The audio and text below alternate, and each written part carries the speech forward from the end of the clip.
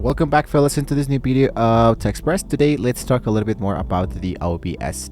So I'm going to be showing you how to set up the multiple RTMP plugins for the OBS. This is free, it doesn't add latency, and it will show you the secret split encoder trick to keep your PC from exploding. So the multiple RTMP plugin, first you need to free the plugin into the storage. I'm going to be opening a new tab like this, new window. Basically what I'm going to be doing here today is to go into the upper section here, look out for the browser and search for the OBS multiple. Here it is, the RTM outputs plugin. So basically here, the RTMP output plugin, you need to find this by the Sorajuki. It's the industry standard for the 2026. I linked to the official GitHub directly, that appears directly into the description below, so you can find it out directly really fast. Now, nowadays, for example, what I need to do, of course, is to make sure that I can download the latest version out of it. So as you can see, here is the latest version. You got to go for the option that says go to download. This is now the actual GitHub element that you should be appearing directly inside here. Here's the pre-release, and what you want to do is to look out for the latest version and look out for the option that has into the upper side the element of the downloadable section. So in this case, here's the Sorajuki, the OBS multi RTPM, and make sure that here is now be appearing directly inside that. So here is the contributed, and here is the actual asset. If you don't see it, you can go into the menu box, look out for the multiple output is checked.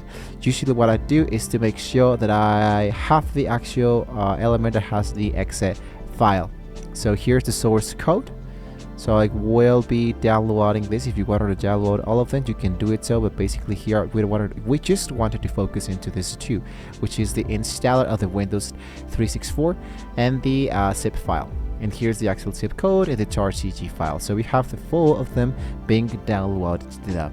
So now let's configure the mainstream. Of course, if we wanted to set up your primary platform first into the regular OBS settings, this is usually the platform where you wanted your highest quality, like the YouTube 4K and whatever. So I'm going to just make sure that the multi-port output plugin is now being correctly installed.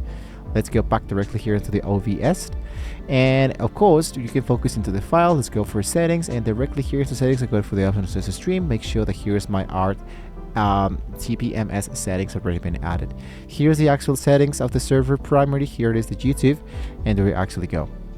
Now once your main stream is ready, don't hit start yet. We needed to add our clone stream, for example. Let's go for OK.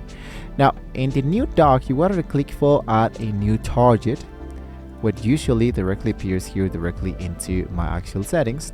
So here into stream should be appearing now, adding a new target.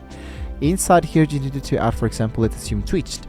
Name this Twitched, paste it into the RTPM URL and your stream key for the Twitch Creator dashboard. So basically under the encoder settings that usually appears directly inside here. Let's say, for example, that I choose Twitched.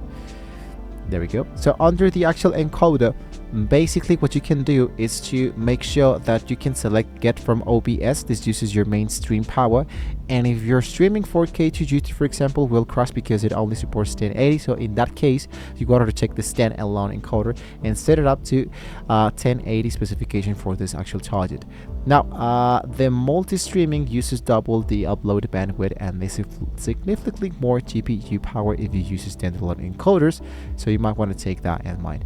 And make sure that when you download your actual files, all of them are actually going to be appearing directly inside them. So in my case, here is my OBS plugin. Here's the 64, the DLL, and we can now use this to install it directly inside here. If you wanted to install something for another source, for example, basically what you need to do is to go for the plugin manager, go for the option that says install it, and here should be appearing the actual element which you can just browse all your new plugins elements, or you can just import them directly inside there in a very easy way. I'm going to try to stop the recording and enable this once again so we can reload the OBS. So here it is. I restart once again. Here's the enable plugins OBS multi RTPM, and it actually is now being working correctly. So let's go focus into the stream element. Here's the actual element. This is the YouTube RTPM, and there we go. So go for apply, go for OK, and basically here is going to be appearing the actual duty light control panel. So I can add a new source if I wanted to. In this case, I'm going to be focusing a lot on that, but basically you wanted to keep an eye on your stats docs. If you see dropped frames, for example, your internet can handle the combined tracks, so you're going to be needing a low bit rate into your secondary targets. So if you're now live into these three platforms at once, you can let me know into the comments below what you think about these great elements. Thank you once again for watching, guys. Don't forget to like, share, and subscribe, and well, hopefully we can all see you well next time.